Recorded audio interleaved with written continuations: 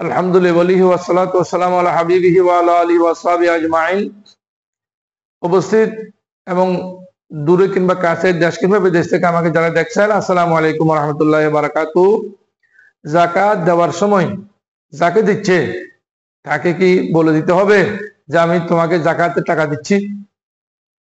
এই প্রসঙ্গে অবশ্যই ইসলামিক স্কলারগণ, ফিকাহ শাস্ত্রবিদগণ বলেছেন, না, যাকাতের টাকা দেওয়ার সময় নিয়ত করতে হবে যে আমি যাকাতের টাকা দিচ্ছি।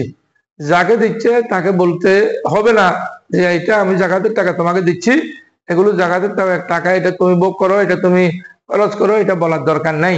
বরং যাকাতের টাকার নিয়ত করলে হয়ে যাবে, মুখে কিন্তু বলার, উচ্চারণ করার কোনো প্রয়োজন নাই। যাকাত আদায় হয়ে যাবে মুখ উচ্চারণ না করলেও। আল্লাহ আমাদেরকে বুঝার তৌফিক এনায়েত করুন, আমিন। আখির দাওয়ানা আলহামদুলিল্লাহি রাব্বিল আলামিন।